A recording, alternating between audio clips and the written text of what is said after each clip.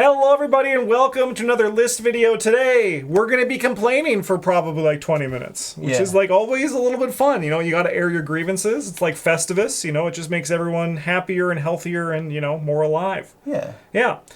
So heads up, there are going to be spoilers for Revised Core, Edge of the Earth, Innsmouth, Forgotten Age, and a lot of Scarlet Keys. Just to, you know, get all that down. Probably minor spoilers for other this campaigns. itself is a spoiler for the video. Yes. Yeah. But see if you can guess which one they all Why are. don't you just tell them spoilers for everything? Because, you know... on every video, like just, unless we say there's no spoilers, don't watch it if you don't want them. Because then I have to remember to say there's no spoilers, right? Why don't you just add in the video description? Because I'll forget. If it helps, I can spoil something in every video. We could just, I mean, we could spoil Sixth Sense too. Bruce Willis was a ghost the whole time. Travis is like, I was going to watch that this weekend. I was not, no. I don't know who Bruce Willis is. That would be so funny. That's what I'm thinking. That actually would be really funny. Travis is just like, I've been meaning to watch that movie and I stayed away from spoilers. All right, let's get into this. Brinn! For like 10 years or whatever. The first no, like 97. The first movie I've watched in 2 years. All right, Brinn, your number 3 is... We got the Devourer below. Like, I don't hate this one, but the best way to play it is not to. You know, not interacting with the scenario at all, just sitting in one location and gearing up to fight when the doom ticks out. Which I think is... maybe not good. It definitely was like. I can't imagine it being their intention. You know, it was just like, wait, do you mean people aren't gonna play the game? Hold on. Yeah. You mean they're not gonna tax their resources going through all of this? They're just gonna wait. It's gonna build up a perfect hand, a perfect board, and just kill everything. Well, the intention is probably for Irmerdorf to be like nearly unkillable. Yeah, perhaps. And card quality kind of got away from him. Well, I mean, even with stuff in the core set, he's still like entirely killable. Yeah, it's just quite difficult. It's just hard. Yeah. It's like showing up in like your Souls-like and being like, this boss is so tough that 0.001% of players will ever beat it. Yeah. And then like next month being like, oh, so like almost everyone's figured out how to beat this one. Right? Yeah. Cool. Yeah, they're like, next week it goes up to 5%. They're like, that's not too bad. Then it's like 20%. They're like, oh fuck. No. We did something there. We're gonna go ahead and boot the health up 20% and see what happens. Yeah. It's just like he's not you know, some sort of world-ending monstrosity. He's just like a big snake guy or whatever, but not like the cool one. No. A big thing for Devour Below too is I think that it's very dated, not in a good way, where like, you know, I like the Dunwich stuff that like, or like the Carcosa stuff that punishes you actively for like, you know, hindering the game in terms of like the Spires of Carcosa. But then you get like that one location in Devour Below where you have to test book to leave a location, and you look at your one book and you're like, well, I just live here now, you know? Yeah, it's just I don't have a doctorate in game design. Like Dr. Richard Garfield. Dr. Richard Garfield, PhD. Yeah. His PhD isn't in game design. No, it's in something else, I'm sure. It's math. Yeah, that's game design. Game design and math are the same thing, actually. I mean, it's not wrong. Yeah, like it is. They are fundamentally very similar, but we're not here to talk about the academic qualities of game design, I don't think. Unless we are. No, we're here to talk about voluntary scenarios. Yeah, okay. That's what the screen says. Good. Sorry, it's really tough to read that. I'm colorblind. Yeah. It's way the black. No, that's the fucked up part. Brinn is a very horrible colorblind. It's like... It's terrible. Those aren't colors. I have white-green colorblind, and all my whites are green. The background is like black. No, it's green. Black's like just it's like a very dark green. Yeah, anyway, it's just not fun. Like, I like the first two. I think the first two are good. Like, we got a very solid introduction to like, hey, this is how the game functions. And then arguably one of the better standalone scenarios in the game. And then we got this. Yep. I'm here too. Yeah, this one's just here too. It's the worst of the three. It's the worst last scenario Probably in the game, because at least the other ones make you play the game. It's definitely an opinion. With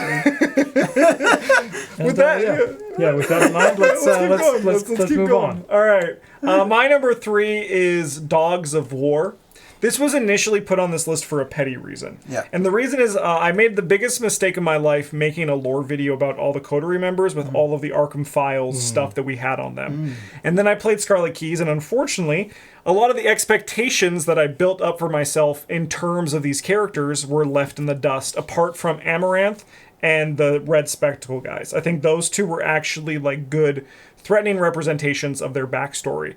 But the one that, I think the worst part of the Red Spectacle guy is that he is not the villain in Shades of Suffering. Like, what yes, the fuck that is, are we doing? Yeah. Yeah. We have one job. Yeah. He really should. They could have changed the name to like Umbrella of Unfairness. Umbrella of Unfairness, Umbrella of Unpleasantness, they needed whatever, the shades for the other one. Yeah. But the one that I grew the most interested in and the most hyped about was this Beast of the Crimson Cowl. Because his backstory was really cool. You know, like a timeless creature has been living forever in Alexandria, and his heart is really menacing, right? Mm-hmm. And I was like... He's like even obviously not really human. Yeah. I was like, maybe he's like some sort of cool vampire. Like I was just like really thinking so much. Or... Like, no, he's just some, like... You play the scenario, and you kick this guy down the stairs over and over and over again. So it started as that petty reason, because it ruined this character for me. I think his card is a good representation, but like his scenario is not a good representation, right? And then I think about the scenario itself. I've only played it once. I understand there's like 3 different modes that you can play, but I have like no interest in playing this scenario again. And I think that's kind of like one of the worst things. Because like, I'll play a bad scenario if it has a fun and challenging hook. Like, for example... Like Pandemic. Like Pandemic. Or I don't even like... I don't think Undimensioned and Unseen is a good scenario. But I enjoy being like, can I beat all of them today? Right? Like, I like that challenge that it provides. Yep. This one, it doesn't do that thing at all for me. It's just like, I think back into it and I forget about it. I always forget the scenario exists, and I have played it. Only once. But I'm gonna play it again eventually. But you know, I mean, like the beauty of this campaign is that that's what I was saying to Travis. I don't have to take it out of the box. I can just play it with my standalone. Yeah, that's what you were saying. That like scenarios. Yeah, it's really nice that they made all of them cool. optional. Yeah, I guess I need to get like the last one or whatever. And the first one, technically. Yeah. Who cares? It doesn't matter. I'll just like resign. I mean, it's super easy. You can just take all of the experience and probably move on Yeah. with your life. Yeah. Just resign. All right, Whatever, right? Travis, let's go to your number 3, which is Heart of Madness Part 2. So this is the second. This is the last scenario of Edge of the Earth. Okay. Yeah. And really the only sore spot in the entire campaign for me. And the reason it's here is not because I don't think it's one of the worst scenarios in the game. The sore spot is not like the back of your throat from talking so much. No. No. Okay. Carry on. Sorry. Yeah. So the part I dislike about this isn't necessarily that it's one of the worst design scenarios in the game, or that's tedious. Like, it's a pretty reasonable scenario up to the ramp part. If any before that, it'd be okay. But it really casts a shadow over the entire campaign, in my opinion. Where something Justin brought up is it's right at the end of the campaign too. So you play through it, and you have a good time, then you finish and you have to do the Heart Madness Part 2, and you're just kind of like, eh. Yep. You feel kind of dirty, you know. Mm-hmm. It sucks because like we have had lots of fun playing Edge of the Earth, but then like when I'm like we play Edge of the Earth again, I know it's like a hurdle to get you guys into it because like the down part of it is pretty down. Like it's not like constant down, but like it leaves a rough mark on. Yeah, like if you skip through most of the text and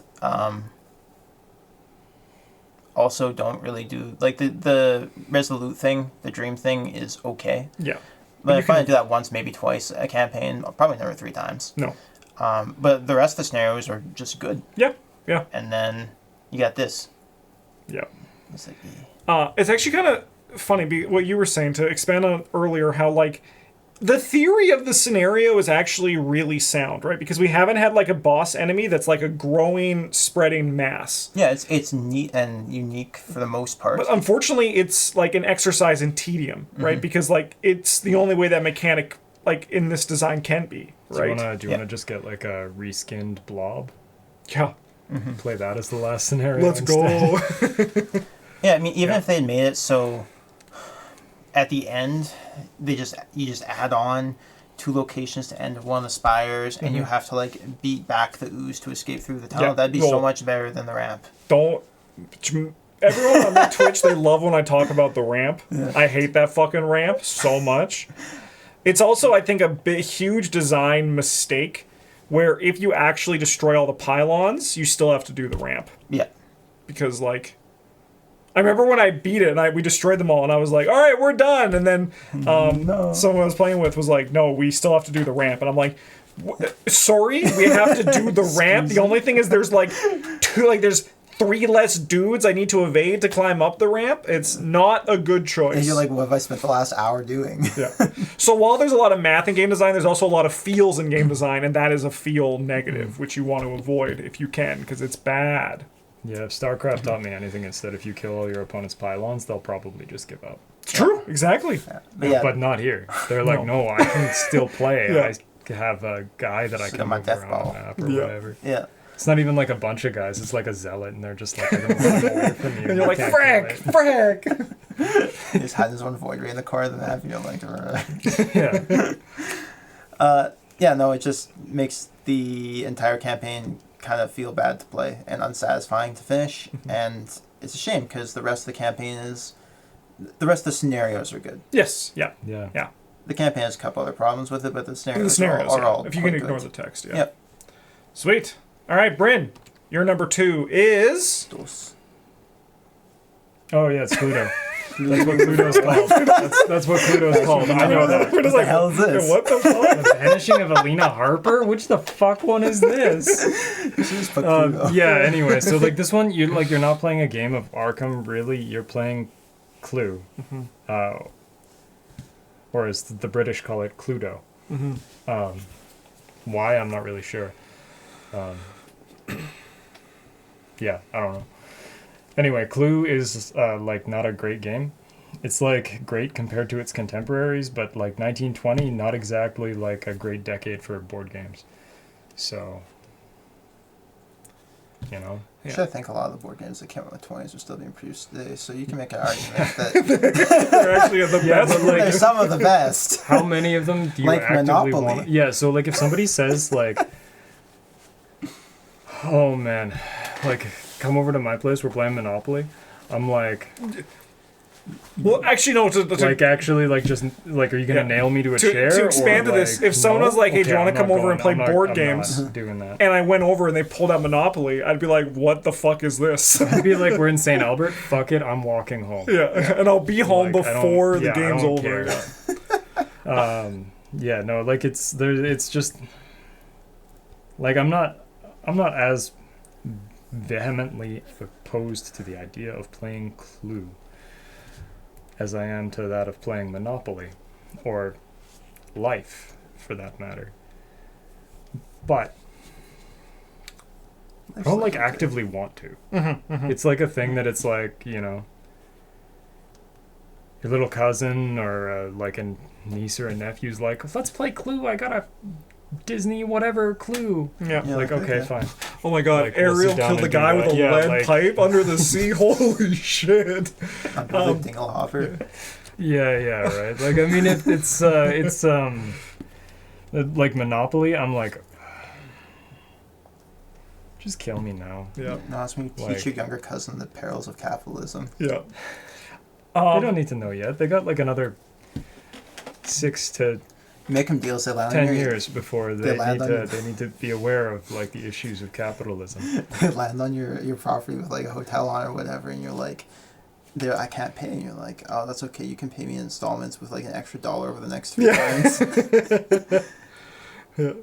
That's fine if you can't make one of those payments. You I can mean, just so, pay with like, like greater. the real interest thing in that future. you do in that game is you don't ever turn your houses into hotels, because the rules state that there are only so many houses available to play the game with. You may not use other things to represent houses, so you just buy the cheapest possible houses you can and just hold them for the entire game to make it very difficult for your opponents to develop their It's properties. honestly a stupid rule, but It's like...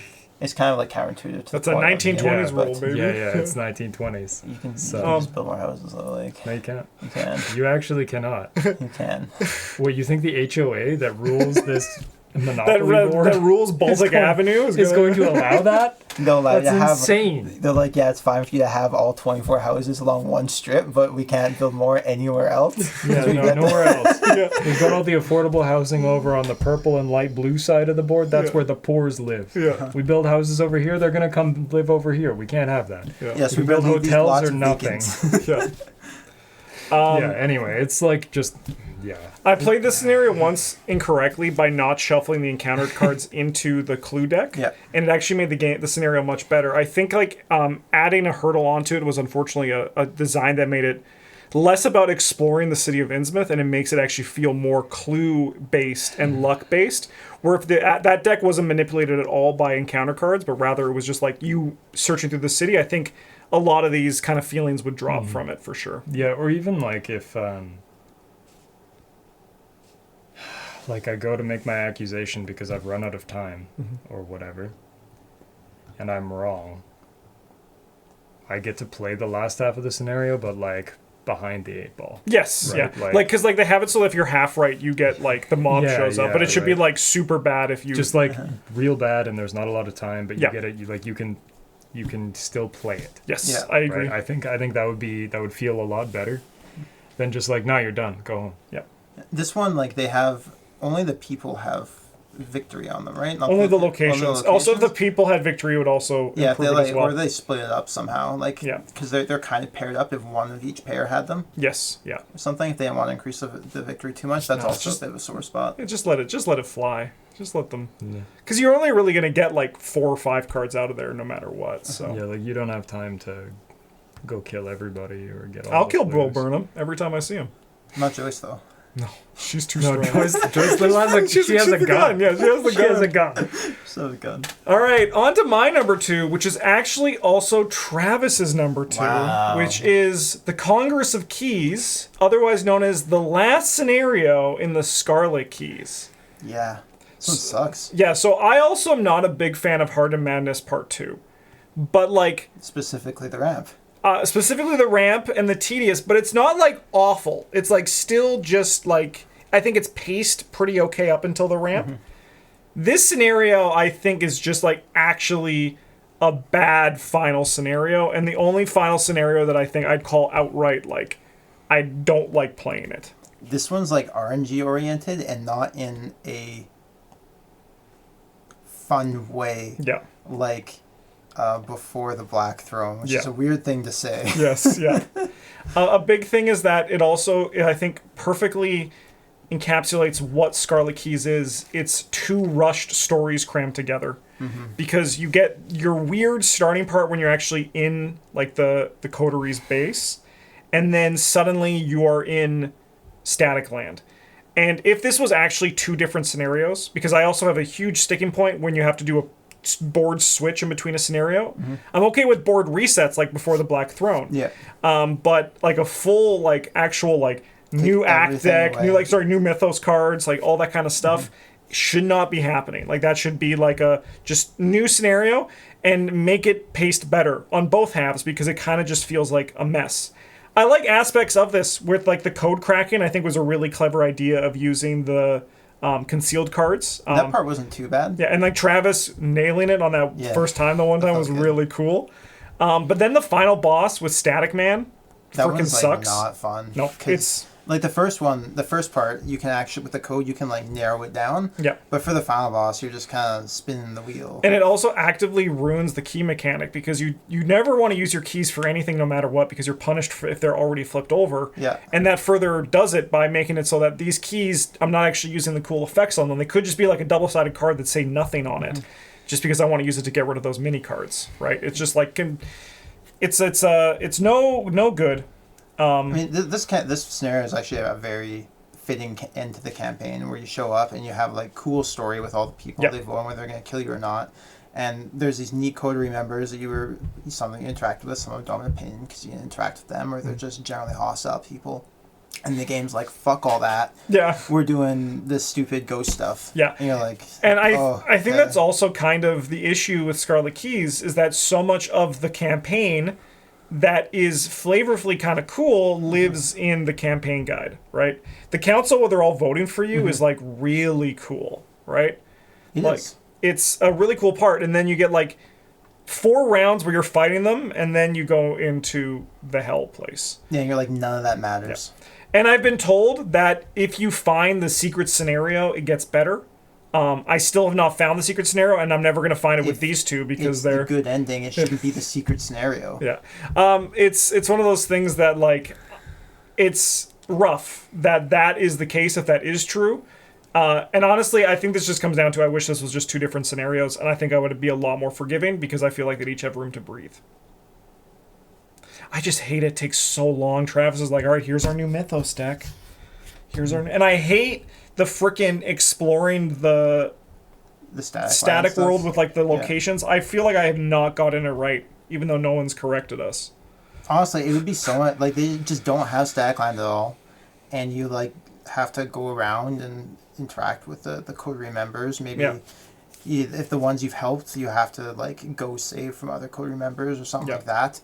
And then at the end, Red Glove Man explodes into Static Man, then you fight him if they really want to keep that. Like, sure. Yeah. Like, don't waste our time with the other stuff. Yep.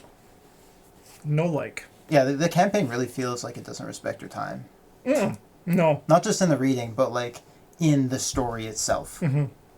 You sit there and you play through it, you might get attached to characters, you might care about certain aspects of the story, and it just throws it all out. Yeah. And it doesn't like this scenario has like 2 cool hooks. Fighting the coterie members and then the code cracking. But like that's not enough meat on the bone to make it actually like worth all the setup hassle and the steps you have to go to get through all that.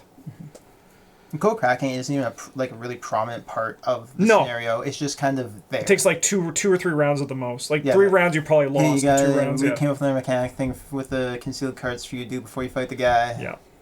Oh, okay. Yeah. All right. Anything you want to add, or is that? Nah, this scenario sucks. Sweet. All right. We're gonna go now to Brinn and Travis's number 1. I still don't like it. No, this is fricked. It's not right. It is Shades of Suffering, and it's out of order. I got to close out the video with a card that scenario that now is going to be pretty petty when it comes to it. But after talking about these ones, you're like, Yeah. Anyway, most of what I don't like about this one is that Spectacle Man is not the bad guy. This is like not right.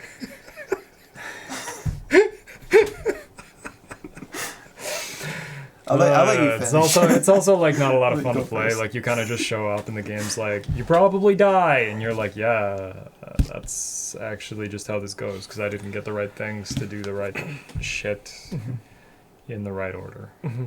So cool. I've played this scenario 5 times, and all 5 times have been like in competition for my worst ARKHAM experience. It's an awful scenario. 5 times is a lot. Every part of it. You show up and the game makes you kind of guess at stuff, and then you have to you can like kind of cheat, I guess. So the first playthrough is absolutely miserable. You don't know what you need to do. There's like little things on the locations where they're like, oh, go you can like do a random thing and compete in the games or whatever, and you're like, I don't know if you're supposed to do that or not. So you just do them all. Yeah, or you don't do any of them. Yep. And the game will tell me if I need to do that, so like we'll move on to the interlude, and then you get there and you have no idea which ones you need to do, and not doing it correctly is brutally punishing. And then either Susan Yang sits there and eats the Geist, or you have to eat the damage from them, and then if you don't successfully rescue or save the Geists or whatever, then you get to the privilege of fighting Susan Yang with a mechanic that punishes you for doing well, where you have to spend clues or take a pile of damage or horror for each point you've succeeded by attacking her, which is also not fun. And then the encounter deck is just miserable. Every other card, especially with higher player counts, might not be so bad like playing True Solar with 2 people. With 4 people, every turn you're drawing at least 1 or 2 cards. It's like each player loses an action, or take 2 damage and 2 horror, or each player loses an action, or trigger the umbrella and everybody loses an action, and the skulls are -13. Everything about this scenario sucks. Like, I don't think it's one of the most difficult scenarios in the game, but the way that they choose to make it difficult is extremely unfun. Would it be a more or less miserable play experience if you had to try to play the scenario with oven mitts on? I think that the experience would probably be the same because I wouldn't play it. No, but you have to, otherwise, like, the saw bad guy is gonna kill you. Oh, I would do it with oven mitts on. I think that would be kind of funny, at least. At least I'd be focused on trying to manipulate the game pieces with them instead of thinking about how much fun I'm not having by playing the scenario. Okay. Yeah. Okay. But I would also play the scenario without oven mitts on if the alternative was dying. Honestly, thank God. I honestly be concerned if it was something else. I wouldn't enjoy it. I'd be upset about it, but Yeah, I would. you'd get to live. I would Yeah, play you'd get to it, walk out. Yeah. This scenario has one of my least favorite mechanics, which is the thing that you mentioned. It's also the heretics. Which one? Also the heretics in Wages of Sin, where it's like you have to go defeat this enemy or spend clues to look at this enemy, but the enemy also engages you, by the way, and then you have to like find it and bring it to a right place with a specific sort of circumstance. I'm not a big fan of that kind of thing, so I just don't find this scenario to be enjoyable for that reason. I also agree that like this one is affected a lot by the time that you go to it, because if she only has like 4 things on her skull to start, it's a lot more manageable. And then like the whole thing becomes, I think just the scaling of this one is just like really not great. I'm not a big fan of this scenario either. Oh, you know what else I don't like about this one? The story to get there. You're like, I'm going to go help my buddy who was the... Flint? Flint, yeah, that's his name. I don't remember most of the guys' names from this one. That's okay. They're mostly told in story. Yeah. I'm going to go help Flint. So you go to Shanghai or whatever, and he's like, I'm going somewhere else. And then you go there, and then they're like, I'm going to a 3rd place. And then you go there and play the scenario. I'm like, I had to read for 10 minutes to get to this scenario. I'm like, we went to 3 different locations. Why? Yeah. Why couldn't this just have been in Shanghai? Yeah. It's like a kidnapping, Travis. They're moving you to a different location to make it more difficult for the police to find you. But they don't have to. Yeah, but they could save you. The story writers could just have it happen in Shanghai. They could have, yeah. Less, yeah. There's no railroad, no railways in Shanghai. That's a lie. I do. So for reference, Brinn mentioned this one by the one with the railroad worker, and it's like that's what Brinn remembered about this one. That's one of the ghosts who died. He died while working on the railway. Yeah. All right, let's go to my number 1, which is gonna sound a lot, like I said, a lot pettier. But this is Heart of the Elders, specifically Part 1, but Part 2 is also down there. Part 2 only sucks because you have to play Part 1 first. Oh man, Yes, I love this one. But the thing It's is, not Part 2's fault. it's not. But I'm lumping it together. It is all one scenario technically. So the issue with this one is that why it's my bottom scenario, because it's the only scenario that I'm like, when I come to playing it, I say, please God, let me only play this once. And with every other scenario, I don't have to worry about it. You don't have to think that. Yeah, I don't have to think that, right? Yeah. So that's a sign that this one is probably not good for me because of that reason. But it also has, to me, like I mentioned with the Dogs of War, I already forgot the name of the scenario that I talked about earlier. It has that, the biggest sin that an Arkham scenario can have, which is just like boring, right? Like nothing happens. There's no cool thing. The mechanic that's part of, like, the Heart of the Elders Part 1 mechanic is that you can play it multiple times.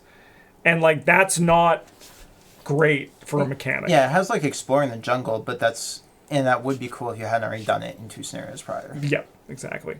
And, like, so I'm playing a custom campaign that I'm going to print. It's really good. It's called Ages Unwound. Okay. And they did this kind of thing where you have to play something again and again, but they did it as an actual scenario. So like you play the scenario once, you get shunted through time, and then you go back in time and you have to play the scenario again because you were shunted out too early, right? Okay. But when you played the scenario the first time, you made notes in your campaign log when certain things happened. So it's like, I haven't played the second part yet, but like, is that same kind of thing, like doing the same thing over and over. So you don't know if it's good yet. I don't know if the scenario's been like really good. All the designs have been like solid as hell. Okay. So I'm thinking it's going to stick the landing. But that's the kind of thing where I'd rather like this thing is better as a whole as opposed to just one individual scenario. It's not good. But I'm not as mad about it as Congress of Keys, so I imagine if you ask me this next year, Congress of Keys might be at the bottom. Cause That's fair. Like, Heart of the Elders is a slog, but it is fine. It's just nothing special. Yeah, That little I tease. enjoy this one. Last time I played it, no, not last time. So like I got to play with my brother once, and like it was his first time through, and we played through like twice, and then he was just like, "Can we just like pick the cards that we start with? Because like we can just mulligan infinite. Like it's not gonna hurt us for that, right?" And I'm like, "Yeah, you're right. yeah. You're right. They should put a You got him mechanic. there. You got him. You figured it out." Yeah. They should make a mechanic where each time you restart, you have to let you like lose one of your pillars.